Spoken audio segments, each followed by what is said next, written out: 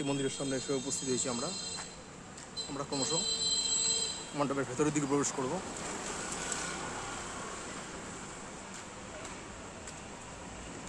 দেখতেই পাচ্ছেন বিভিন্ন স্ট্রাকচার, দুদিকে প্রচুর আলো, দুদিকে কিন্তু সজ্জিত হয়েছে মণ্ডপের দুদিক বরাবর। যেমন দেখতে পাচ্ছেন এখানে একটি কাঠামো, এখানে দুটো হাঁস, ফুল তৈরি করা হয়েছে। দুদিকে যেমন একটু পাখি দেখতে পাচ্ছেন, পাখির সৌন্দর্য এবং উপরে আলোর দিয়ে কিন্তু সাজানো হয়েছে মণ্ডপের দিকে। এবং সামনে দেখছেন রাধাকৃষ্ণ একটি লীলা মণ্ডপের প্রাঙ্গণ জুড়ে। এবং ক্রমশ এই কাঠামোর উপর দিয়ে আমরা ক্রমশ মণ্ডপের সম্মুখভাগের দিকে অগ্রসর হবো।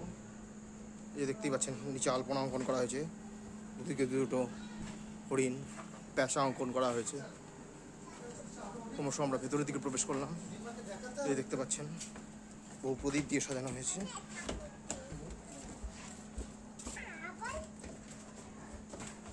এবং আমরা ক্রমশ মাতৃ প্রতিমার সামনে এসেই কিন্তু উপস্থিত হয়েছি।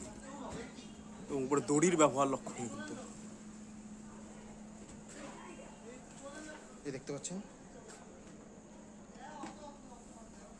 দুদিকে প্রচণ্ড পাখি, অর্থাৎ প্রায় আজকালকার দিনে বিলুপ্ত হয়ে যাচ্ছে যেগুলি অস্তিত্ব।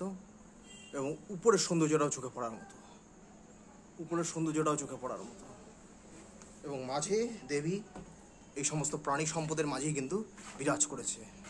এবং দেবী এক আলোর পথযাত্রী হিসাবেই সমস্ত প্রাণী জগৎকে রাস্তা দেখাচ্ছে।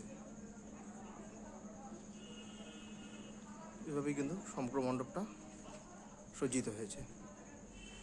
ক্রমশ আমরা মণ্ডপ প্রাঙ্গণ থেকে এখন বেরিয়ে আসছি। ক্রমশ মণ্ডপ প্রাঙ্গণ থেকে পুরো সৌন্দর্যের আরেকবার দেখুন।